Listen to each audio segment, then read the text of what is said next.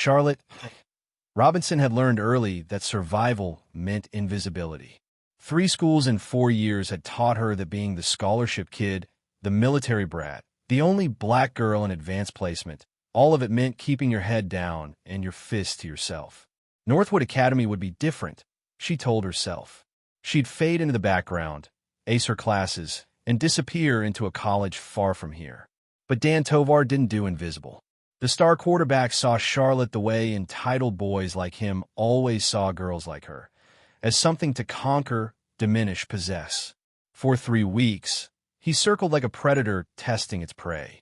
The comments in the hallway, the deliberate shoulder checks, the racist jokes disguised as just messing around. Charlotte documented everything, filed a formal complaint, and watched Principal Green bury it with a sympathetic smile and a quiet reminder that Dan's father had just funded the new athletic complex. That's when Dan decided words and intimidation weren't enough. The sound of his open palm connecting with Charlotte's cheek echoed through the crowded hallway like a gunshot. Students froze. Phones lifted. Dan's smirk was performative cruelty perfected. The look of someone who'd never faced consequences and never would. What Dan Tovar didn't know, what none of them knew, was that Charlotte Robinson wasn't just another quiet target. Beneath her careful composure lived 8 years of rigorous training. Krav Maga from her father's military contacts, judo from the dojos near every base they'd been stationed at, and a bone-deep understanding that when the system fails you, your body becomes your only reliable defense. Dan thought the slap would break her spirit. Instead, he'd just activated something far more dangerous. A survivor who'd been holding back her entire life, and who'd finally been given permission to stop. Charlotte arrived at Northwood Academy in late September with a worn backpack, a full academic scholarship, and a promise to her father. Stay focused. Stay out of trouble. Don't give them a reason. At 17, she'd perfected the art of strategic silence, speaking only when called upon, sitting in the back rows, making herself small enough to slip through the cracks of a system that wasn't built for girls who looked like her. But Charlotte carried secrets in her compact frame. Every morning before school, she ran 5 miles. Every evening, she trained precision strikes, submission holds, the brutal efficiency of Krav Maga's philosophy, in threats quickly, decisively, and without mercy. Her father, a decorated Army sergeant, had insisted she learn to protect herself. "The world won't be fair to you," he'd told her at 12, wrapping her hand for her first sparring session. "So you be ready when it shows its teeth." She'd been ready for years. She just hoped she'd never have to prove it. Dan Tovar ruled Northwood Academy the way his father ruled the school board, with casual, unquestioned dominance. As the star quarterback with a D1 scholarship already secured, Dan treated the school like his personal kingdom and other students as subjects to be entertained or dominated. His crew of varsity athletes and legacy students followed his lead, enforcing his will through intimidation, exclusion, and strategic cruelty. Charlotte became his fixation during her second week. Maybe it was her refusal to make eye contact. Maybe it was the way she outscored him in AP government. Maybe it was just that she existed in his space without seeking his approval. Whatever the reason, Dan decided Charlotte needed to be reminded of her place. The harassment escalated methodically, blocking her locker between classes, accidentally spilling drinks on her homework, loud conversations about diversity admits whenever she entered a room. When Charlotte filed an official complaint citing specific incidents and school policy violations, Principal Green invited her to his office, offered her a bottled water, and explained with practiced sympathy that Dan was going through a stressful recruiting season and that strong students like her should be role models for conflict resolution. The complaint disappeared into a filing cabinet. Dan's behavior intensified 3 weeks into the semester. Dan cornered Charlotte outside the library during lunch period. His crew flanked him. Jake and Tyler, both offensive linemen who treated Dan's vendettas as team-building exercises. Students in the hallway slowed, sensing the shift in energy, phones already rising like modern-day Coliseum spectators. "Hey, Charlotte," Dan said, her name dripping with false familiarity. "We need to talk about respect." Charlotte kept her voice level, her body language neutral. "I'm going to class. You embarrass me." He stepped closer, invading her space with practiced aggression. "That complaint you filed? My dad had to come in. Do you know who my father is?" "I know exactly who he is." Charlotte met his eyes for the first time, and something in her steady gaze made Dan's jaw tighten. "You need to learn your place," he said. And then, with the casual cruelty of someone who'd never been told no, Dan Tovar slapped Charlotte A. Robinson across her face. The crack of palm against cheek silenced the hallway. Students gasped. Someone whispered, "Oh shit." Dan's crew laughed, the ugly, performative laughter of people who mistake cruelty for strength. Charlotte's head had barely moved from the impact. Her cheek burned red, but her expression remained eerily calm. She touched her face slowly, methodically, as if confirming what had just happened. When she looked back at Dan, something had shifted behind her eyes. A door, closing on restraint, another opening onto 8 years of controlled violence, finally granted permission. "That," Charlotte said quietly, her voice carrying despite its softness, "was a mistake." Dan's smirk faltered. What happened next took exactly 7 seconds. Charlotte's response wasn't wild or emotional. It was surgical. Her body moved with the fluid precision of someone who drilled these techniques thousands of times, muscle memory overriding thought. A Krav Maga palm heel strike to Dan's solar plexus folded him instantly, driving the air from his lungs with a sound like a punctured tire. Before he could fall, Charlotte pivoted into a judo hip throw that used his own collapsing weight against him, slamming him onto the polished hallway floor with controlled force. Jake lunged forward. Charlotte sidestepped, trapped his extended arm, and applied a standing armbar that brought him to his knees, screaming. Tyler got his hands on her shoulder and found himself face down on the floor 2 seconds later, Charlotte's knee pressing into his spine, his arm locked at an angle that promised dislocation if he moved. 7 seconds. 3 bodies on the ground, and Charlotte standing over them, breathing steadily, her hand still touching the red mark on her cheek. The hallway erupted, screams, shouts, the thunder of running feet. Someone yelled for security. Phones captured every angle, every moment, the video already spreading through group chats and social media like wildfire. Charlotte looked directly into the nearest camera phone, her voice clear and unwavering. "He slapped me first. You all saw it. I have the right to defend myself." Then security arrived, and Charlotte's fight shifted from the hallway to a system designed to protect people exactly like Dan Tovar, and to punish girls exactly like Charlotte Robinson for daring to fight back.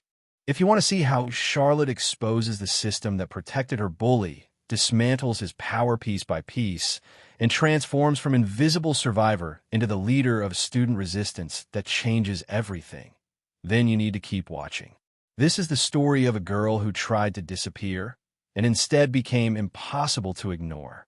A story about what happens when documentation becomes a weapon, when victims become warriors, and when one moment of violence sparks a revolution that brings an entire corrupt institution to its knees. Hit that subscribe button and turn on notifications, because Charlotte's war against Dan Tovar and the system protecting him is just getting started. You won't want to miss a single chapter of how this quiet scholarship student becomes the most dangerous person at Northwood Academy. Not because of her fists, but because she refuses to stay silent. The slap was just the beginning. The real fight? That's what comes next. Charlotte's father dropped her off at Northwood Academy's main entrance at exactly 7:15 on a Tuesday morning. The September sun casting long shadows across manicured lawns that probably cost more to maintain than most families earned a year. The building itself looked like something designed by committee, all glass facades and inspirational banners about excellence and community, the kind of aesthetic polish that whispered money without ever saying it out loud. Students streamed through the entrance in clusters, their clothes effortlessly expensive, their laughter confident in a way that comes from never questioning whether you belong. Charlotte adjusted her backpack and walked through those doors knowing she was entering enemy territory, even if no one would ever call it that. The hallways confirmed her first impression. Everything gleamed, polished floors, digital displays announcing athletic victories and honor roll lists, trophy cases that stretched entire walls. But beneath the shine, Charlotte saw the real architecture of the place. The way certain students moved through space like they owned it while others pressed themselves against lockers to let them pass. The subtle segregation of the cafeteria tables visible even from the main corridor, the unspoken rules written in body language and strategic silence. She found her locker, memorized the combination, and made mental notes. Stay invisible. Speak when spoken to. Excel quietly. Get out. Her first 3 classes passed without incident. AP Government, Calculus, English Literature. Charlotte sat in back rows, took meticulous notes, and answered questions with just enough competence to avoid standing out. It was working. She was a ghost. Exactly as planned. Then lunch period shattered her careful invisibility. The cafeteria was a social ecosystem made visible. Jocks dominated the center tables, their voices loud with performative confidence, while everyone else orbited around them in descending levels of acceptable proximity. Charlotte grabbed a tray and aimed for an empty corner table, her radar already tracking potential problems. That's when she heard him. "Hold up, guys. Fresh meat." Dan Tovar's voice carried across the cafeteria with the ease of someone accustomed to being heard. He was exactly what central casting would send for star quarterback. Tall, athletic build, the kind of symmetrical features that probably photographed well for recruitment profiles. His red varsity jacket hung open over a white t-shirt, and his crew flanked him like a personal security detail as he changed trajectory to intercept Charlotte's path. She kept walking, but he stepped directly in her route, forcing her to stop or collide. "You're new," Dan said, making it sound like an accusation. His eyes traveled over her in a way that made her skin crawl. "Let me guess, scholarship program?" Charlotte met his gaze steadily. "Transfer student." "Excuse me." "Whoa, she talks." Dan grinned at his friends, who laughed on cue. "What's your name, transfer student?" "Charlotte Robinson." She shifted her tray slightly, calculating angles, exits, witnesses. "Charlotte Robinson," he repeated slowly, as if testing how her name tasted. "You know how things work here, Charlotte? This isn't some public school where everyone gets a participation trophy. We have standards, traditions." He leaned closer, his voice dropping just enough that only she could hear the edge in it. "We have a hierarchy, and new girls who don't know their place, they usually learn pretty quick." Every instinct Charlotte had screamed at her to put Dan Tovar through the nearest table. Her father's training whispered precise instructions. Elbow strike to disable, sweep the leg, control the situation. But she also saw the cafeteria full of phones, the security cameras in the corners, Principal Green's office just down the hall.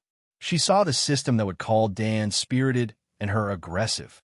She saw exactly how this would end if she showed them what she was capable of. So instead, Charlotte smiled, cold and precise as a scalpel.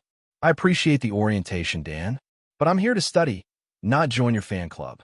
Now, if you'll excuse me, I have exactly 23 minutes left of lunch period, and I'd rather spend them reading than getting whatever this is on my transcript." She stepped around him before he could respond, found her corner table, and opened her government textbook like the conversation had never happened. But her hands were shaking slightly as she turned the pages, adrenaline demanding an outlet she couldn't give it. Behind her, she heard Dan's voice, louder now. "This is going to be fun." Charlotte didn't look up. She just marked the date in her planner and started counting the days until she could leave this place behind forever. She would make it 3 weeks. The harassment started small enough that Charlotte almost convinced herself she was paranoid. Almost. Day 4. Dan's shoulder connected with hers in the hallway between 3rd and 4th period, hard enough to slam her into the lockers. He didn't apologize, didn't even look back, just kept walking while his friends laughed. When Charlotte checked her shoulder later in the bathroom, a bruise was already forming. Day 6. She arrived at her locker to find it blocked by Dan's entire crew, their bodies forming a casual wall that forced her to ask, to beg, really, for access to her own belongings. They moved eventually, but slowly, making a show of their reluctance, Dan's voice carrying over the noise. Maybe she should try being nicer. You know, more grateful she's even here. Day 9. Charlotte scored the highest grade in AP Government on the Hamilton Federalist Papers analysis. Dan scored a 73. The next day, someone had written affirmative action across her locker in permanent marker. Security removed it, but not before half the school had seen it, photographed it, made it into a joke that followed Charlotte through the hallways like smoke. She documented everything. Dates, times, witnesses, specific quotes. Her father had taught her that evidence mattered, that systems responded to documentation. She wanted to believe him. She needed to believe that someone in authority would see the pattern and intervene. By the end of week 2, the physical intimidation had become routine. Dan would materialize wherever Charlotte was, the library, the computer lab, the water fountain near the gym. He'd stand too close, speak too loudly, his comments calibrated to sound like harmless banter to anyone not paying attention, but land like threats to her. Must be nice getting that scholarship money. Wonder if they know you're not really a team player. Or, my dad always says diversity is great until it lowers everybody's standards. You proving him wrong, Charlotte? His crew treated it like entertainment, their phones constantly ready to capture Charlotte's reactions, searching for the moment she'd break, give them the video clip that would justify everything they were doing. But Charlotte had learned control young. She kept her face neutral, her responses minimal, her breathing steady even when rage burned white-hot behind her ribs. On day 15, Charlotte printed out 3 weeks of documentation and requested a meeting with Principal Green. His office was exactly what she expected. Expensive furniture, trying to look approachable, inspirational quotes about leadership framed on walls, photos of Green shaking hands with donors and politicians. The man himself was in his mid-50s, graying at the temples in a way that probably pulled well with parents, his smile practiced and meaningless. "Charlotte, please sit." Green gestured to a leather chair across from his desk. "Can I get you something? Water? We have those sparkling ones the kids seem to like." "No, thank you, sir." Charlotte placed her folder on his desk. "I'm here to file a formal complaint under the school's anti-bullying and harassment policy. Section 4.2, which covers both verbal and physical intimidation." Green's smile didn't waver, but something shifted behind his eyes. He opened the folder slowly, scanning the pages. Charlotte watched him read her careful documentation, the dates, the witnesses, the specific policy violations. She'd cross-referenced everything with the student handbook. She'd made it impossible to ignore. "This is very thorough," Green said finally. He closed the folder and folded his hands on top of it. "I can see you put a lot of work into this. Dan Tovar has been systematically harassing me since my first week. The incidents are escalating. I've tried to handle it formally, but he's not stopping. I need the school to intervene." Dan Tovar. Green said the name like he was tasting it, considering its weight. "You know, Charlotte, Dan is going through an incredibly stressful time right now. Recruitment season, SAT prep, the pressure of carrying our football program. He's a passionate young man, spirited. Sometimes that energy comes across the wrong way." Charlotte felt something cold settle in her stomach. "Sir, with respect, Dan Tovar physically assaulted me. Multiple witnesses saw him slam me into the lockers. That's not spirit, that's battery. Assault is a very serious word." Green's voice carried a warning now, his professional warmth cooling several degrees. "It's the kind of word that can damage a young man's entire future. Dan has a scholarship to consider, a family legacy to uphold. His father, perhaps you don't know, Mr. Tovar is one of our most generous supporters. The athletic complex you walk through every day, that's the Tovar Family Sports Center.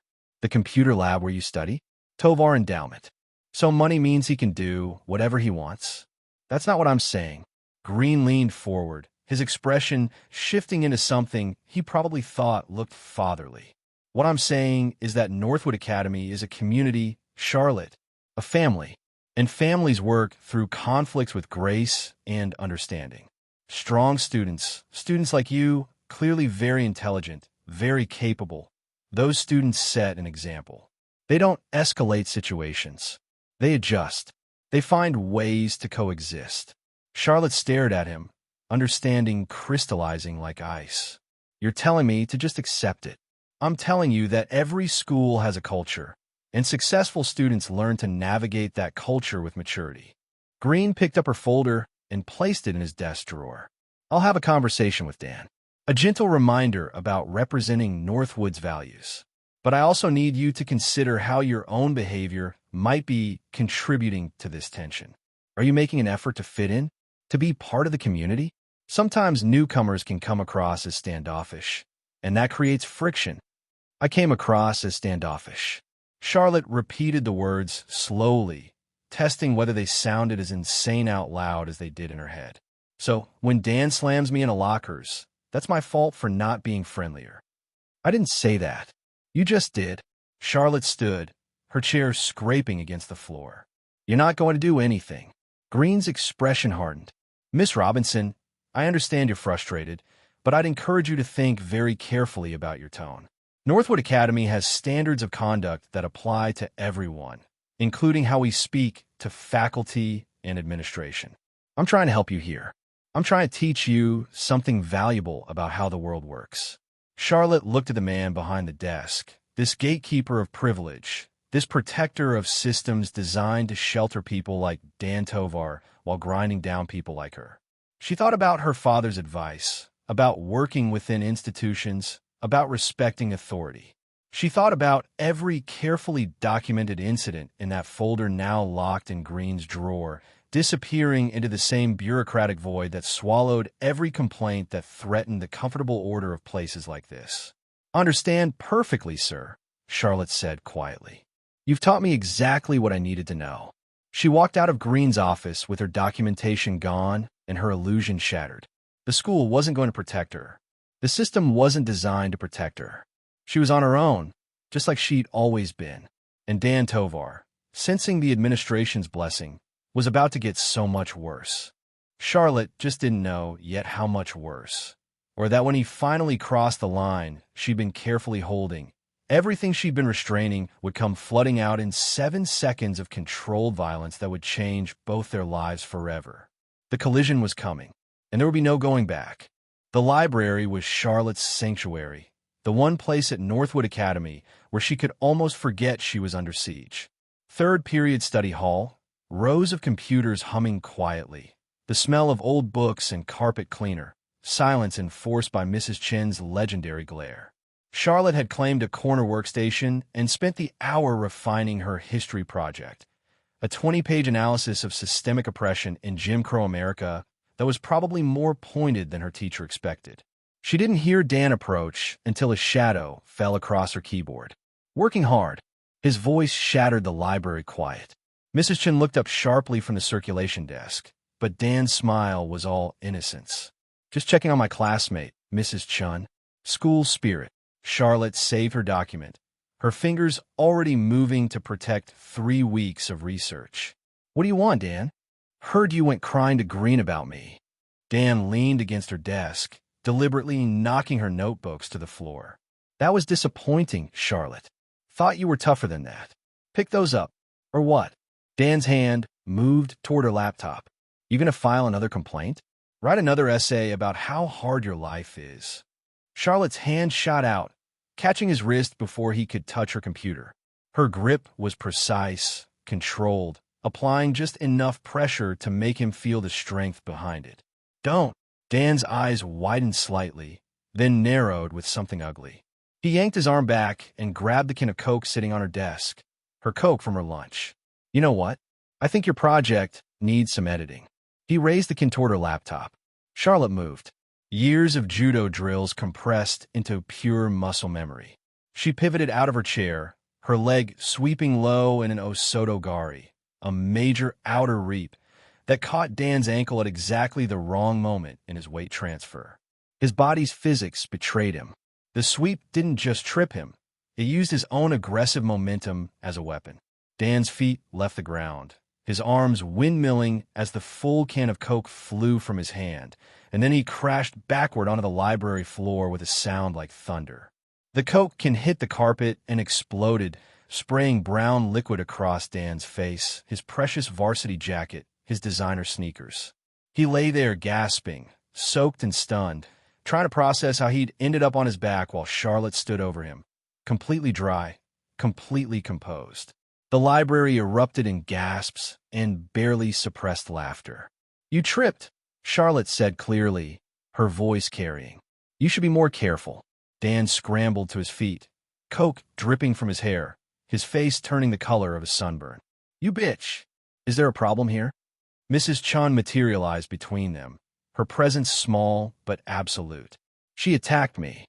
Dan's voice cracked on the last word, which only made the scattered laughter worse. "I saw a student trip over his own feet while menacing another student's workspace." Mrs. Chin's tone could have frozen water. "Mr. Tovar, you're dripping on my carpet. Go clean yourself up. Now." Dan looked between Charlotte and Mrs. Chun, his humiliation complete and public. His crew, watching from 2 tables over, suddenly found their phones very interesting. Nobody was coming to help him. Nobody wanted to be associated with the guy who'd just gotten styled on by the quiet scholarship girl. "This isn't over," Dan hissed at Charlotte, then stalked toward the bathroom, his soaked shoes squelching with each step. Charlotte sat back down, her heart hammering but her hands steady as she reopened her project. Around her, students whispered and stared. She'd just broken her own first rule, never stand out. But watching Dan retreat, dripping and defeated, some small part of her didn't regret it. She didn't notice Ben until he appeared at her desk. He was maybe 15, skinny, wearing a vintage gaming t-shirt and an expression of pure admiration. "That was the most beautiful thing I've ever seen," he whispered. "Please tell me someone got that on video." "Hopefully not," Charlotte muttered. Ben's grin widened. "Oh, someone definitely did." He showed her his phone. The video was already uploaded, already spreading. The caption read, "Quarterback Dan Tovar defeated by gravity and his own ego. Thoughts and prayers for his varsity jacket." Charlotte's stomach dropped. "Take that down. Are you kidding? This is justice." Ben pocketed his phone. "I'm Ben, by the way, and you just became my hero." Charlotte wanted to tell him heroes didn't exist at Northwood Academy. She wanted to warn him that making Dan Tovar look stupid, even accidentally, even deservedly, was the kind of mistake that had consequences. But Ben was already walking away, and the video was already viral, and Dan Tovar's humiliation was now permanent and digital. Charlotte saved her project one more time and tried not to think about what came next. She just painted a target on her own back, and Dan would make sure she paid for it. Charlotte knew Dan would come for her. She just didn't know it would be so soon. The final bell rang at 3:15, releasing students into the main hallway in a surge of noise and movement. Charlotte packed her bag methodically, waited for the initial crush to thin, then headed toward her locker. The video had been circulating all day. She'd seen students watching it, laughing, sharing it. By last period, it had racked up over 2,000 views. Ben had added more captions. "When privilege meets physics," and POV. "You've never heard the word no before." Dan Tovar's humiliation was now permanently archived in the digital consciousness of Northwood Academy. Charlotte turned the corner toward the senior lockers and saw them waiting. Dan stood flanked by Jake and Tyler, his varsity jacket gone, replaced by a fresh t-shirt that probably cost more than Charlotte's entire wardrobe. But his face told the real story. Rage barely contained, his jaw tight, his eyes tracking her approach with predatory focus. The hallway around them had that electric quality that precedes violence, students slowing down, sensing something about to break. Charlotte's training kicked in automatically. She cataloged exits, distances, angles. 15 feet to the nearest classroom door, 20 feet to the stairwell. Witnesses everywhere, phones already rising. Her hands stayed loose at her sides, her breathing controlled, her body language deliberately neutral, even as adrenaline flooded her system with crystal clarity. Charlotte Robinson.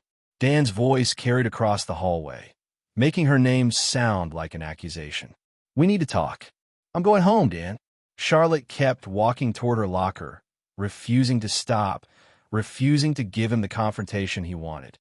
Dan stepped directly into her path. "You think you're funny? You think embarrassing me makes you special? I think you tripped over your own feet." Charlotte met his eyes steadily. "That's not my fault.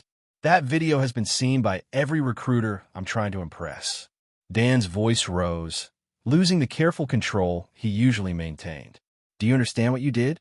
My dad had to make calls. Explain to people that I'm not some joke who gets punked by." He stopped himself, but the word hung in the air anyway, unspoken but deafening. Charlotte felt something cold settle in her chest. "By what, Dan?" "Finish your sentence." Jake and Tyler moved closer, forming a triangle around her. Students pressed against lockers, their phones up, recording. Charlotte saw it all with the hyper-awareness her father had drilled into her. The tactical situation developing, the odds shifting, the moment crystallizing into something inevitable. "You need to learn your place," Dan said, his voice dropping to something more dangerous than shouting. "You need to understand that there are consequences for disrespecting people like me. People like you." Charlotte almost laughed. "You mean entitled children who've never been told no?" Dan's face flushed dark. "You uppity," and then his hand moved. The slap came fast, a wide-arcing blow aimed at humiliation rather than damage. Dan's open palm connected with Charlotte's cheek with a crack that echoed through the hallway like a starter pistol. Her head snapped to the side. Pain bloomed across her face, sharp and bright. The hallway went silent. Absolute, breathless silence broken only by someone's whispered, "Holy shit." Charlotte's head came back slowly. She touched her cheek, feeling the heat, the sting, confirming what had just happened. When she looked at Dan, her expression was utterly calm, almost peaceful. Something fundamental had just shifted. Every restraint she'd been maintaining, every tactical decision to avoid conflict, every promise to her father about staying out of trouble, all of it evaporated in the burning handprint on her face. "That was a mistake," Charlotte said quietly.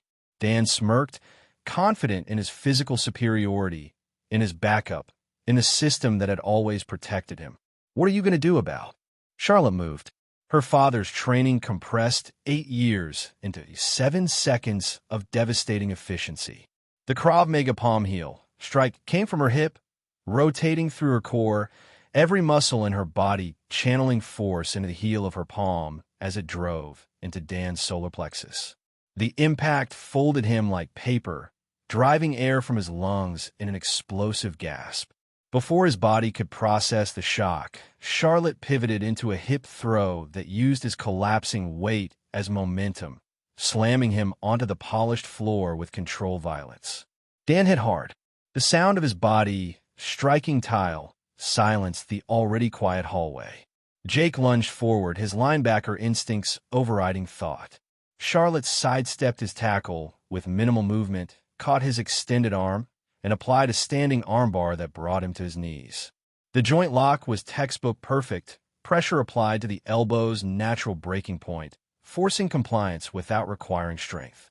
Jake's scream was high and panicked as Charlotte held him there, controlled and precise. Tyler grabbed her shoulder from behind. Charlotte dropped her weight, rotated under his grip, and swept his legs with a low kick that put him face down on the floor in less than 2 seconds. Her knee found his spine, her hand controlled his arm, and suddenly Tyler was pinned, unable to move, barely able to breathe under Charlotte's precisely applied pressure. 7 seconds. 3 bodies on the ground. Charlotte standing over them, breathing steadily, the red mark on her cheek the only evidence of what had started this. The hallway erupted. Screams, shouts, students scrambling backward, the thunder of running feet. Phones captured every angle, every moment, the footage already uploading, spreading, going viral in real time. Charlotte looked directly into the nearest camera, her voice clear and unwavering despite the adrenaline screaming through her system. "He slapped me first. You all saw it. I have the right to defend myself." Dan groaned on the floor, trying to get air back into his lungs. Jake cradled his arm, tears streaming down his face. Tyler lay motionless, not unconscious, but too terrified to move with Charlotte's knees still pressing into his spine. Security crashed through the crowd. Coach Martinez and Officer Davidson moving towards Charlotte with the urgency of people responding to a threat. Charlotte released Tyler and stepped back, her hands raised, palms open, showing she was done. "He assaulted me," Charlotte said calmly as Officer Davidson reached for his radio. There are at least 40 witnesses and probably 100 videos. He slapped me. I defended myself. On the ground now. Davidson barked, his hand on his belt. Charlotte knelt slowly, her hands behind her head, her face still burning from Dan's slap, her heart still hammering from 7 seconds of violence that had just destroyed her careful invisibility forever. Around her, students whispered and recorded.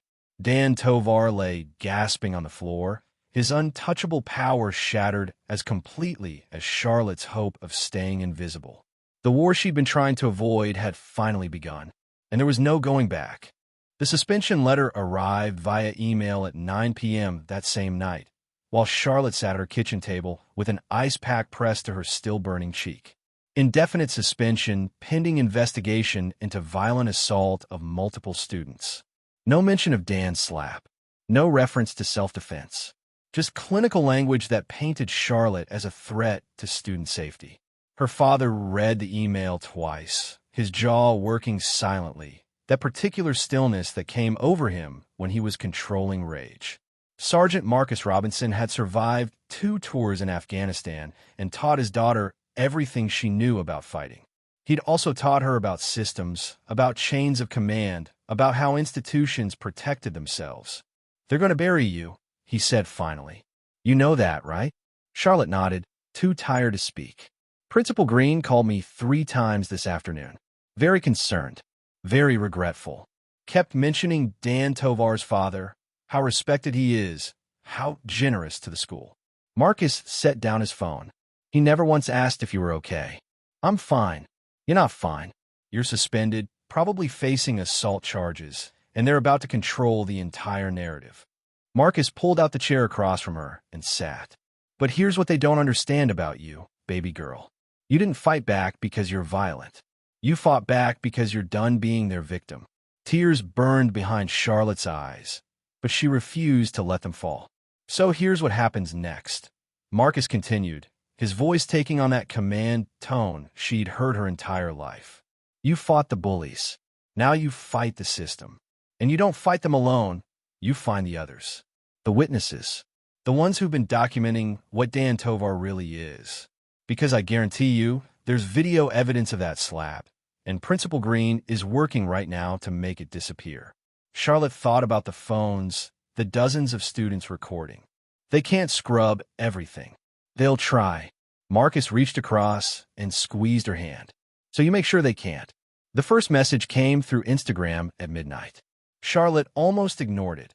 Her DMs have been flooded with reactions ranging from support to death threats. But this one was different. "It's Ben. From the library. I have the original video. All of it. Including the slap. They tried to get me to delete it. I said it was already gone. It's not. We need to talk." Charlotte stared at the message, her father's words echoing. "Find the others." She replied, "When?" Ben's response was immediate.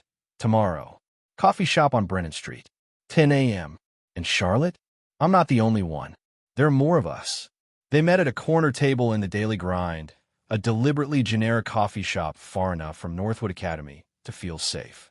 Ben arrived first, his laptop bag bulging, his eyes darting to the door every few seconds. When Charlotte walked in, he half stood, awkward and nervous. "You came. You said you have evidence." Charlotte sat across from him, her voice low. "Show me." Ben opened his laptop, angled the screen away from other customers, and pulled up a folder labeled documentation. Inside were dozens of video files, screenshots, time-stamped records. The slap, the whole fight, multiple angles. "I've been backing everything up to 3 different cloud services they don't know about." He looked at her, and Charlotte saw something fierce behind his nervous exterior. "My sister went to Northwood 3 years ago. Dan Tovar made her life hell. She transferred out, lost her scholarship, had a breakdown. Nobody did anything because his dad owns half the school board." Charlotte felt something shift in her chest. "How many others?" "Students Dan's targeted? At least a dozen I know about. Students willing to help us." Ben pulled up a group chat. "So far, 5 confirmed. More reaching out every hour. They're scared, but they're angry. And they all have stories. Videos.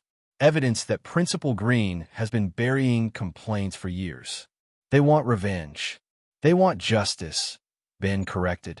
And they want someone who knows how to fight. Not just physically, strategically. He met her eyes. We're calling it the Silent Guard. We document everything. We protect each other. And when the time comes, we make sure the truth can't be hidden anymore. Charlotte thought about her suspension, about the legal threats that were coming, about Dan Tovar's father already manipulating the narrative. She thought about her father's words. You don't fight them alone. Show me everything you have, Charlotte said, and then let's build something they can't tear down. Ben's smile was grim and determined. Already started. Welcome to the resistance. The Silent Guard was born that morning in a coffee shop, built on documentation and shared trauma, and the simple truth that systems only protect the powerful until someone forces them to face what they've been hiding. Charlotte had wanted to stay invisible, to survive Northwood Academy quietly and escape. Now, she was building an army, and Dan Tovar had no idea what was coming. Charlotte's suspension lasted exactly 5 days, long enough for Mr. Tovar's lawyers to scrub most of the video evidence from official school servers, short enough to look like the administration was being measured and fair. When Charlotte returned to Northwood Academy on Monday morning, she walked through those doors as something different than when she'd left. No longer invisible, no longer alone, and no longer interested in surviving quietly. The Silent Guard met in Ben's basement every evening that first week. What started as 5 students grew to 8, then 12. They came with stories that made Charlotte's blood run cold. Years of Dan's harassment, of Principal Green's dismissals, of a system designed to protect privilege at any cost. Sarah Mitchell had been there the longest. She was a senior, track scholarship, with scars on her wrist she didn't bother hiding anymore. Dan cornered me sophomore year, she said during their first full meeting, her voice steady despite the tremor in her hands. Tried to force himself on me at a party. I reported it. Green called it a misunderstanding between teenagers. Dan's father donated a new scoreboard the next week. She looked at Charlotte with something fierce and broken. I tried to kill myself 3 months later. I'm done being quiet. Charlotte saw herself in Sarah's eyes. That same exhausted rage. That same need for something to change. Then we stopped being quiet together, Charlotte said. But we do it smart. The training sessions were tactical, not just physical. Charlotte taught them basic defensive maneuvers, how to create distance, how to protect themselves without throwing the first punch, how to turn an attacker's aggression into their own momentum. But more importantly, she taught them documentation.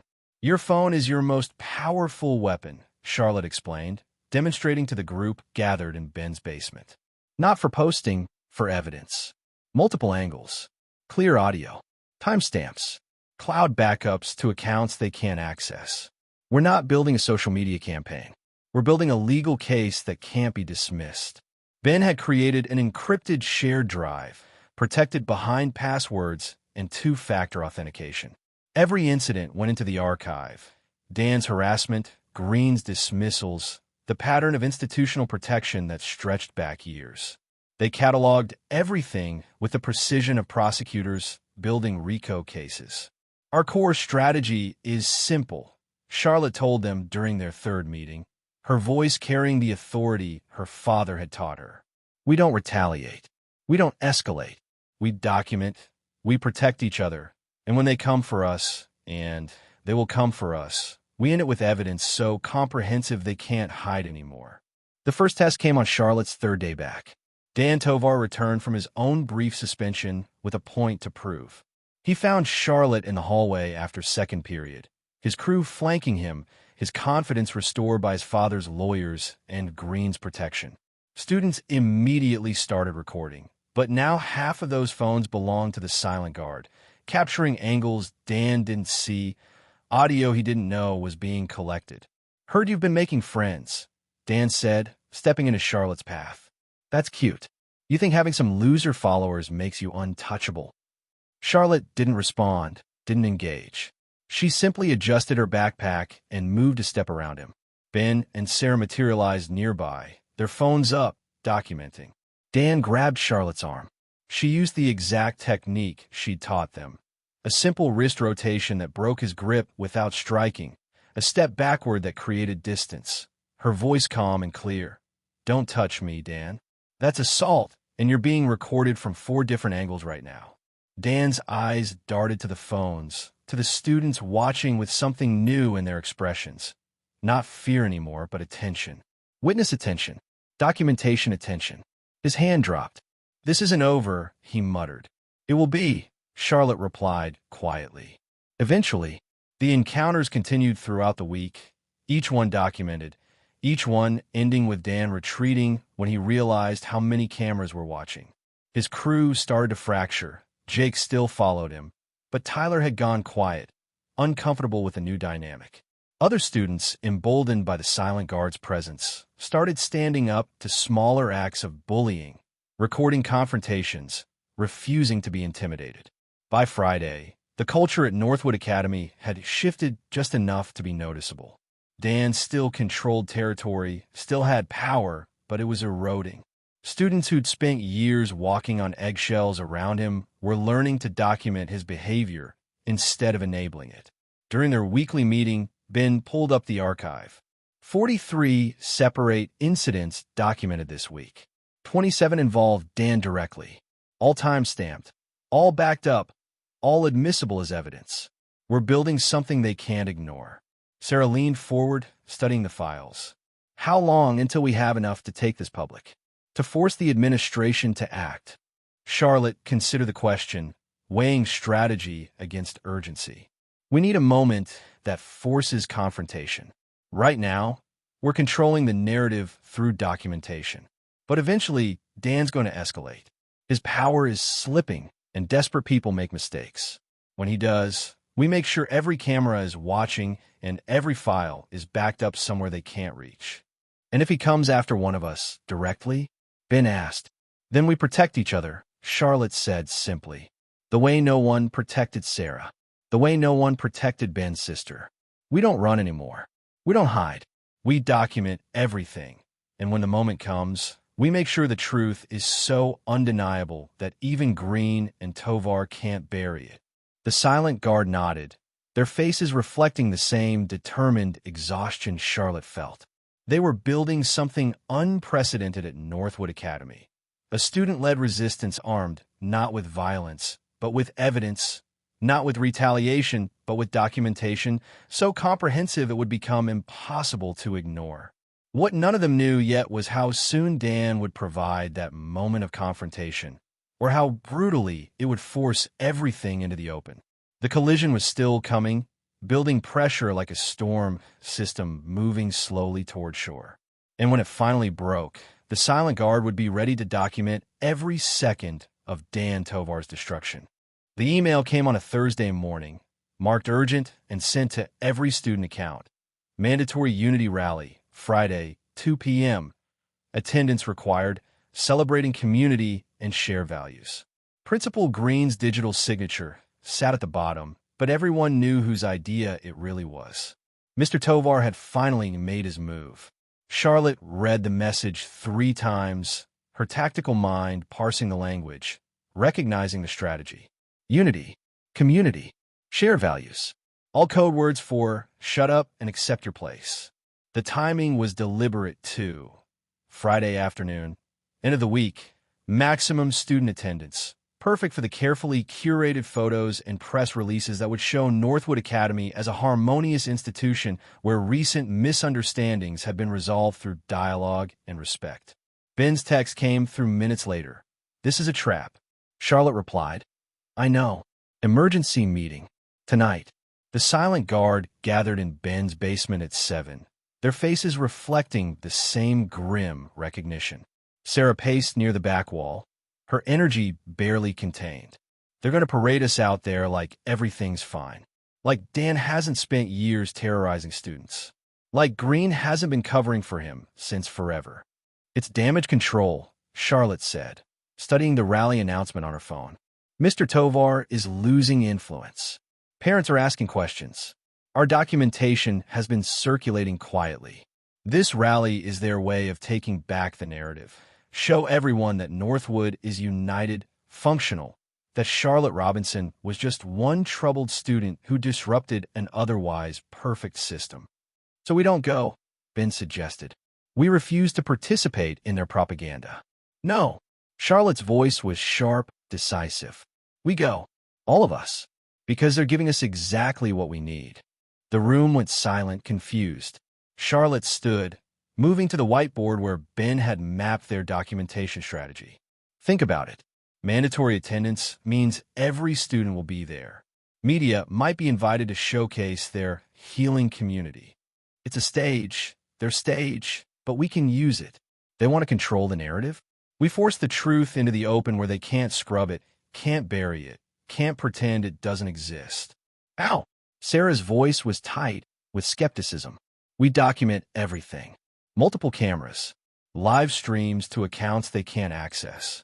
And we wait for Dan to show us who he really is. Charlotte met each of their eyes in turn. Because he will. His father's putting all this pressure on the school, demanding my permanent expulsion, staging this rally. Dan's going to feel invincible. Protected. And invincible people make mistakes. Ben's fingers were already flying across his laptop keyboard. I can set up redundant live streams. Multiple platforms. If they try to shut us down, the footage is already out there, already archived. We need a trigger, Sarah said quietly. Something that forces confrontation in front of everyone. Charlotte nodded slowly, understanding the weight of what Sarah was suggesting. We need someone Dan can't resist going after. Someone whose humiliation would send a message to the rest of the Silent Guard. The room went very quiet as they all reached the same conclusion. Me, Ben said. His voice shook slightly, but his jaw was set. He already hates me for the library video. If I'm visible enough, loud enough, he'll come for me. Especially if he thinks he can do it in front of the whole school with his father's protection. Ben, no, Charlotte started. Yes. Ben cut her off, surprising himself with his own firmness. My sister never got justice. Neither did Sarah. Neither did the dozen other students in our archive. If I could draw him out, force him to show everyone what he really is, then that's what I do. Charlotte studied him. This skinny 15-year-old kid who'd spent his life avoiding confrontation, now volunteering to paint a target on his own back. You understand what you're offering? He'll hurt you, Ben. Publicly. That's the point. I understand. Ben's hands were shaking, but his eyes were steady. And you'll be recording? All of you. So whatever he does to me won't be for nothing. The plan crystallized over the next hour. Ben would position himself prominently during the rally, maybe even ask a pointed question during the Q&A portion Green had scheduled. Something provocative enough to trigger Dan, public enough that Dan's response would be captured by dozens of cameras. The Silent Guard would spread throughout the gymnasium, their phones ready, their live streams running, creating a documentation web so comprehensive that no amount of Tovar money could scrub it all. We don't retaliate, Charlotte reminded them as the meeting ended. We record. We protect each other as much as possible. And we make sure that when Dan shows his true face, the entire world is watching. Friday arrived with the weight of inevitability.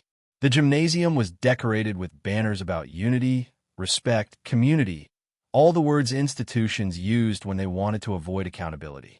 Students filed in, their faces ranging from bored to suspicious. Principal Green stood at the podium, Mr. Tovar beside him, both wearing expressions of confident satisfaction. Charlotte sat with the Silent Guard scattered strategically throughout the bleachers, their phones positioned, their live streams active. Ben sat 3 rows ahead, his shoulders tense, his phone already recording. Dan Tovar lounged with his crew near the center court, his body language radiating ownership, his eyes scanning the crowd with predatory satisfaction.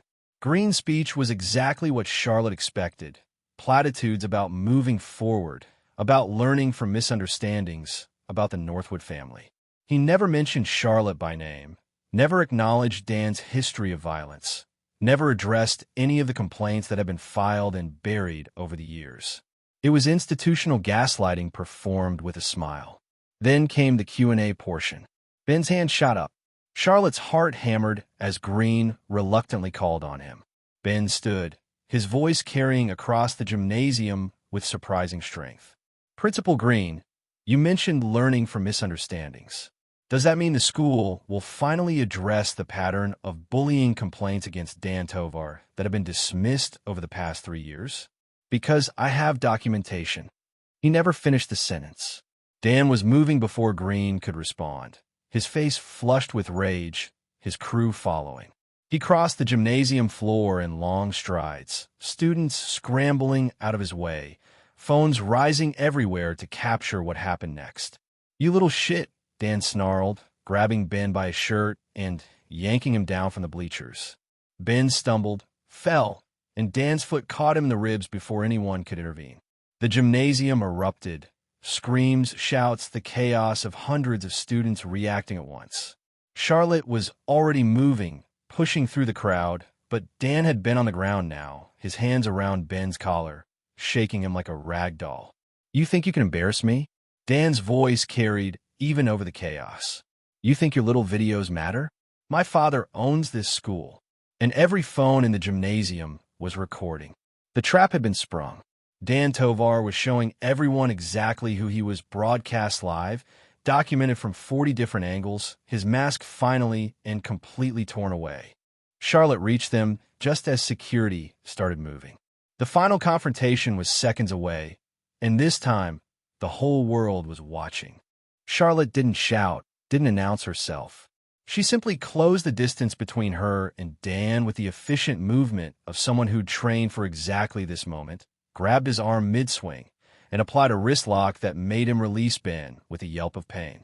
"Get away from him," Charlotte said quietly, but her voice carried across the suddenly silent gymnasium. Dan spun to face her, his expression twisted with rage and something close to glee.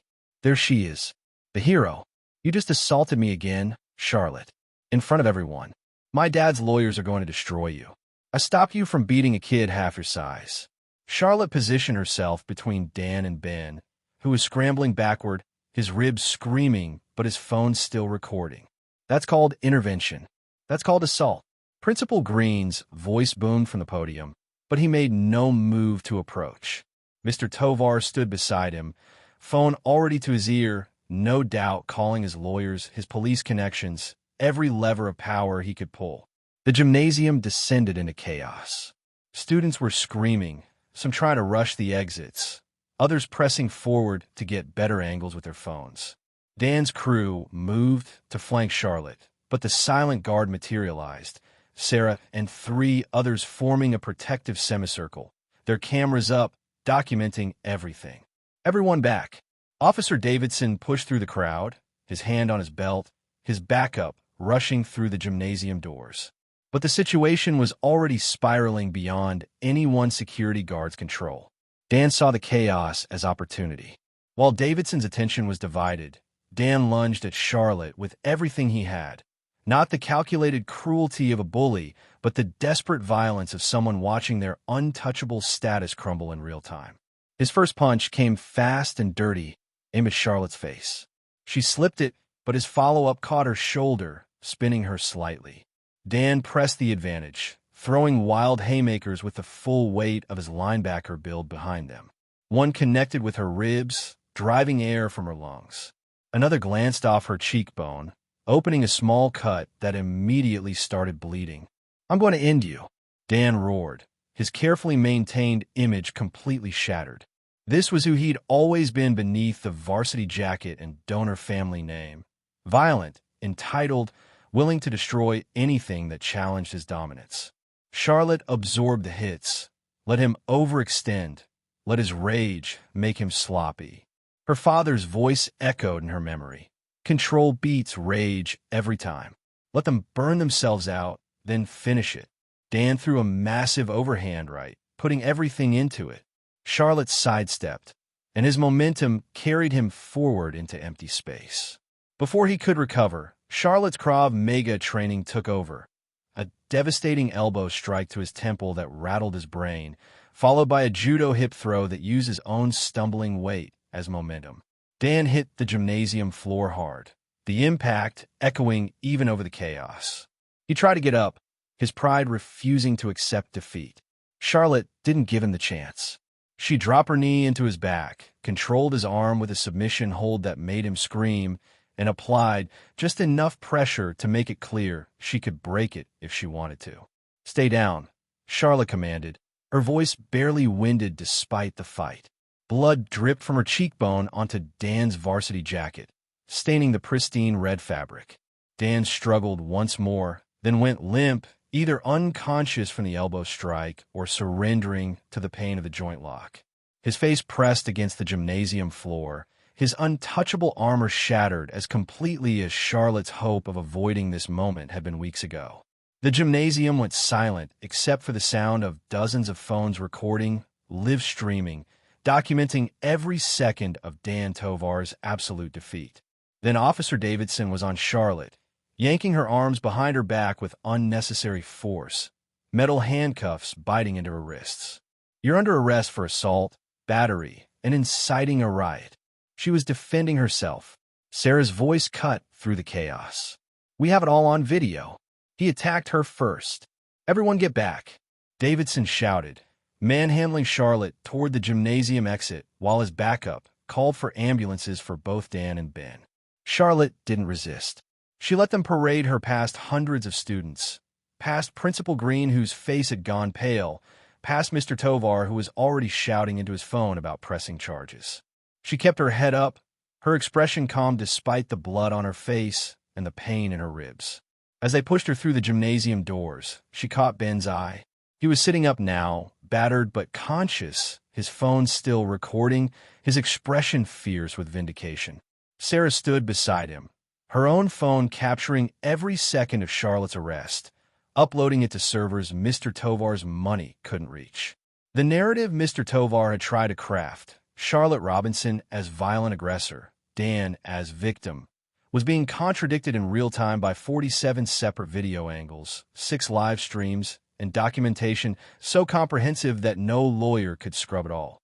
Charlotte had wanted to stay invisible, to survive Northwood Academy quietly and escape. Instead, she'd been arrested in front of the entire school, charged with crimes she'd committed only in defense of herself and others. Her future hanging in the balance of a legal system that historically protected people exactly like Dan Tovar.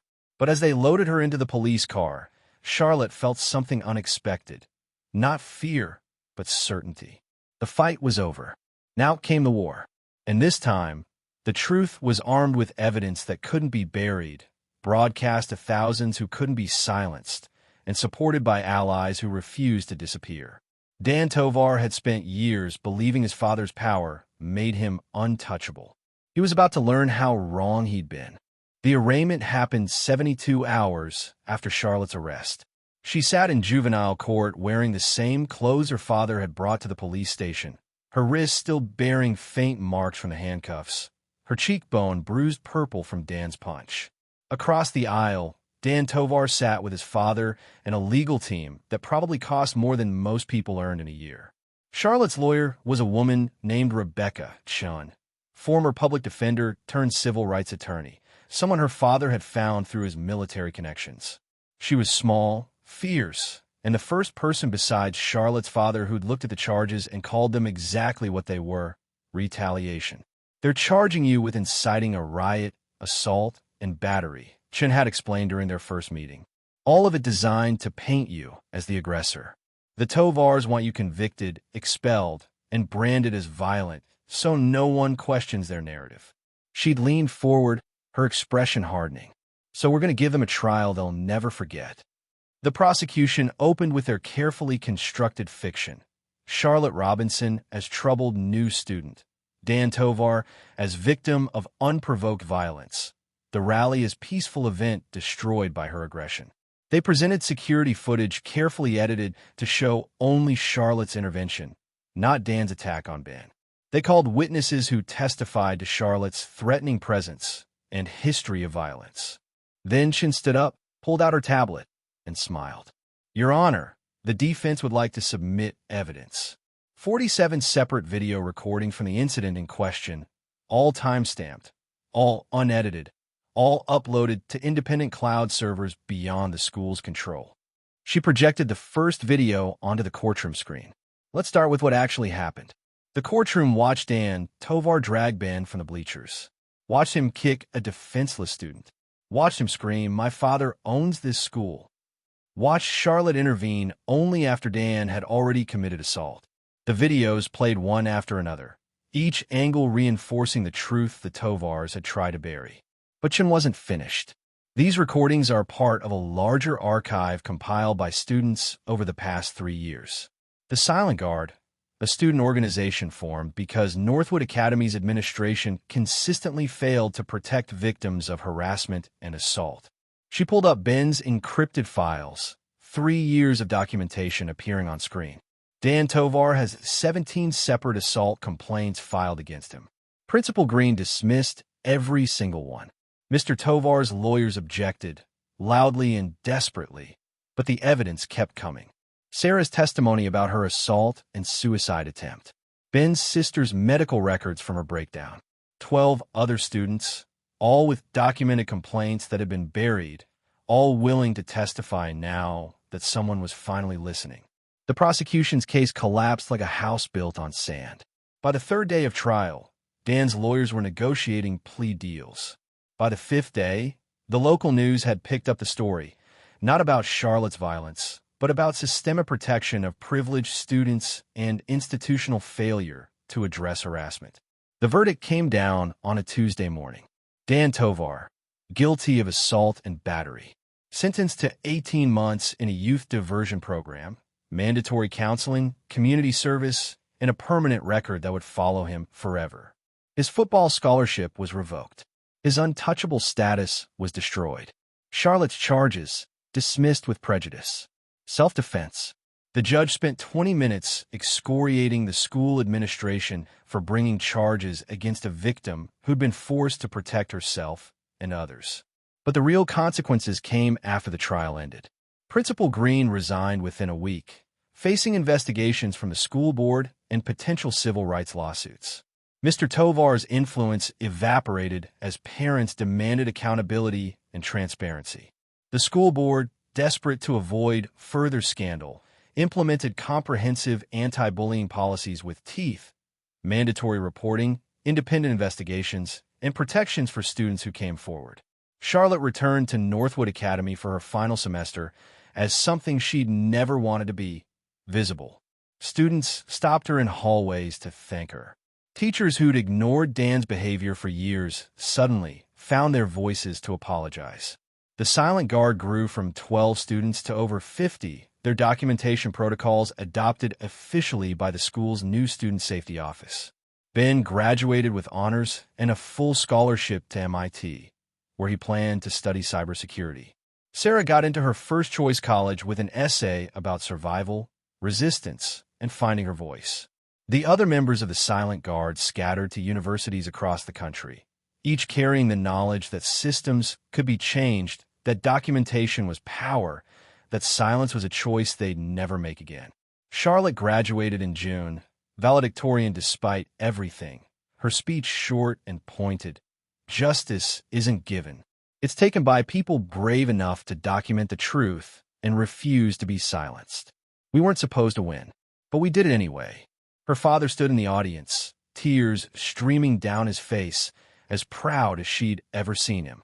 The college acceptance letters came that summer, full rides to 3 different schools, all of them recognizing not just her grades but her courage, her leadership, the way she'd transformed from a girl trying to disappear into someone who'd forced an entire institution to face its rot.